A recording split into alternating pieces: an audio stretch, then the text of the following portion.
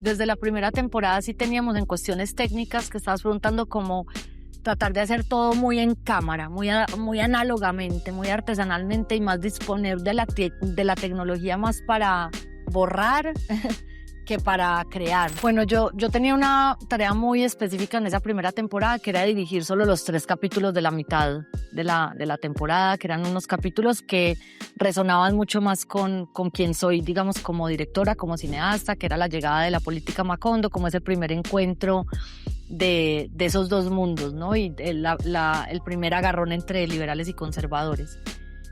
Yo digo un poco que aprendí a filmar porque era tan grandes los sets, era tan coral todo lo que tenía que contar, que fue un gran aprendizaje en términos de puesta en escena y de cómo llevar rítmicamente ese relato. Luego, cuando se me convoca esta segunda temporada a ya estar no solo dirigiendo 5 capítulos, sino estar a la cabeza creativa de la serie, para mí el mayor reto era cómo complejizar mucho más el relato, así como se complejiza el relato en la segunda mitad del libro.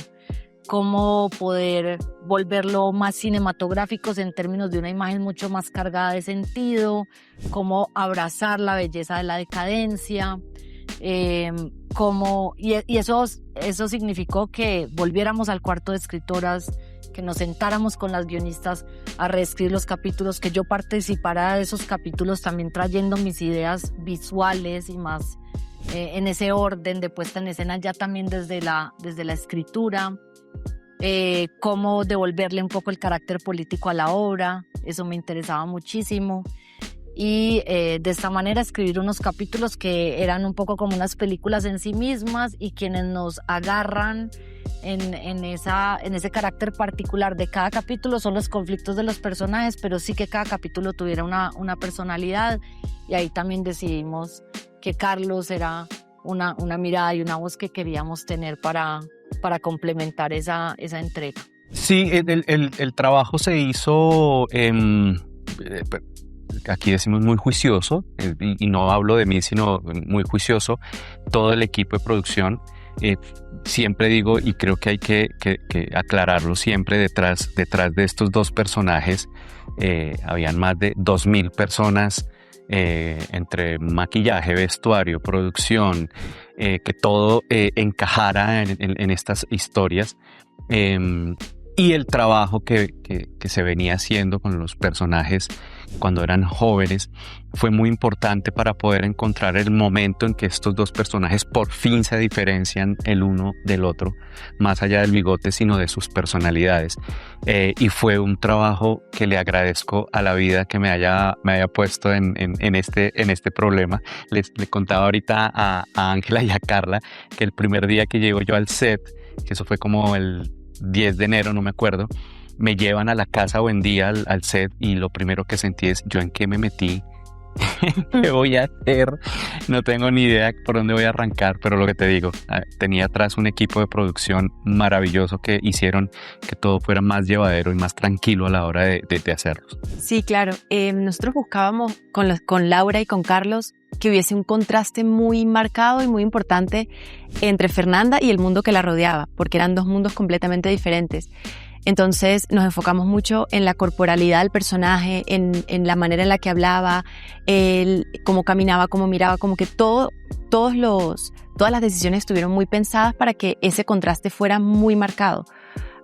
La naturalidad y la espontaneidad de los Buendía y el contraste de esta nueva persona que llega a la casa y que es el antítesis de todo lo que es ser un Buendía. Entonces creo que me sentí súper acompañada en el proceso de creación del personaje, y también lo fuimos creando a medida que iban pasando los episodios. Fuimos descubriendo un montón de cosas de Fernanda en escena con los personajes, con mis compañeros. Se fue construyendo poco a poco también de lo que ella recibía a su alrededor. Entonces fue un proceso súper bonito y un proceso que no terminó hasta el último día de rodaje de Fernanda. Seguí aprendiendo sobre el personaje y sobre ese viaje emocional que ella tuvo. Bueno, el realismo mágico como término, yo creo que es sobre todo un calificativo que viene de afuera, ¿no? Es un poco foráneo, porque pues García Márquez nunca habló de su obra como realismo mágico, y más bien nosotros empezamos a liberar en esta segunda temporada a Macondo y este universo un poco de esa idea un poco fantástica, un poco casi infantil de realismo mágico, y empezamos a trabajar más como con la ironía, ¿no? Como con la contradicción, con el humor que encerraba todo esto, ¿no? Y que el realismo mágico es más como todas esas paradojas que a veces nos muestran la realidad. Esta segunda temporada, pues sin duda, entran otros elementos que ya no son de ese Macondo primitivo, de esa génesis de ese Macondo, sino que digamos que Macondo le abre las puertas al mundo, y por la misma puerta que entra el progreso, entra la injusticia social, entra el capitalismo, entra un montón, y se generan otros conflictos, y los mismos personajes se van complejizando. Entonces es el camino hacia el ocaso de Macondo. Entonces este Macondo es diferente, ese realismo mágico se convierte en otra cosa completamente diferente, y entra en barrena todo esto hacia un final, pues, que es apocalíptico. Y, perdón, complemento, como que desde la primera temporada sí teníamos en cuestiones técnicas que estabas preguntando, como tratar de hacer todo muy en cámara, muy análogamente, muy artesanalmente, y más disponer de la tecnología más para borrar que para crear. A Carlos le tocan uno de los momentos más icónicos del libro, digamos, en esas imágenes de realismo mágico que son el ascenso de Remedios, el gran diluvio, y todo eso se hizo en cámara. Nada de eso se hizo ni con inteligencia artificial, ni acudiendo a efectos digitales. Todo lo digital fue para borrar o para ya amplificar en el caso del diluvio, pero todo sí se siguió haciendo muy artesanalmente, cosa que es bellísima. Bueno, la forma de abordar a Petra Cotes como decisión actoral fue partir como desde mí, pero no llegué con esta idea. Fue en un ensayo con Laura Mora que ella me decía, es que Petra Cotes eres tú. Y bueno, ahí empezó como varias preguntas, porque yo decía, pero si yo actúo es para ser otra. No quería como decir cómo voy a actuar de mí, pero claro que pues finalmente no es que sea Petra, sino que me tocó buscarla en mí. Fue como un viaje de autoconocimiento, se podría decir, y buscar como esa tierra en ella, que lo tenía muy claro. Hubo un momento que tuve un viaje a San Basilio de Palenque, que es un pueblo de acá cerca de Cartagena, de acá de Colombia, porque sentía que Petra venía como de estos pueblos, porque ella no es ella llega a Macondo, pero entonces, ¿qué es lo que trae ella Macondo también consigo? Que es como otra ideología, otra forma de pensar, como más libre también, libre de estos pesos sociales que tienen las personas en Macondo.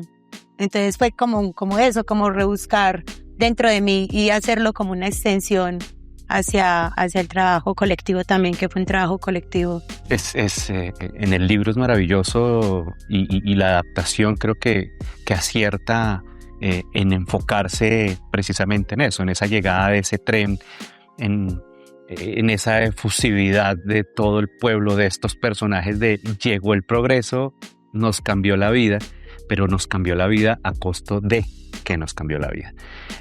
Yo creo que sí, la gente lo va a recibir. Ese capítulo, el capítulo de la llegada del tren y el capítulo de las bananeras, tienen una sensibilidad y una fuerza muy grande por una decisión maravillosa de los guionistas y de los directores de querer contar y enfocarse en ese sentir, porque un poco lo que estamos hablando en las otras entrevistas es que tú hablas de esto y es como si Gabo lo hubiera escrito hace 2 años, y pues no está escrito hace 2 años, es como si no hubiera pasado nada, es como si la máquina del tiempo nos hubiera puesto un freno de mano y todo se quedó quieto. Entonces, si lo contamos hoy en día es como esto pasó hace 15 días o ha pasado 1000 veces, y siento que la gente lo va a recibir de esa manera. Yo siempre he pensado, es decir, no provengo como cineasta de grandes producciones con grandes recursos, y cuando me enfrento a este proyecto, yo creo que mi responsabilidad se hace mucho más grande, es decir, porque para mí los recursos son sagrados, ¿no? Y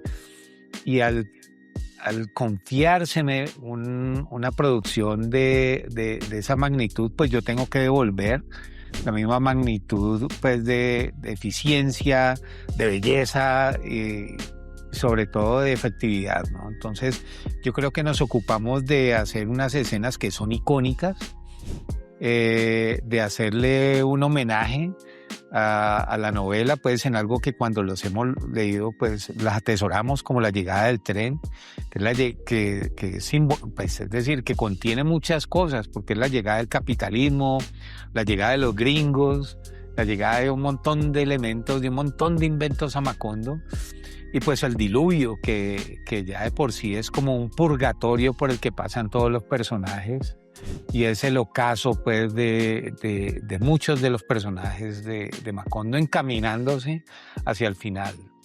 Yo también añadiría que, claro, es muy impresionante tener todas estas herramientas a disposición. Yo vengo de hacer unas pelis muy pequeñas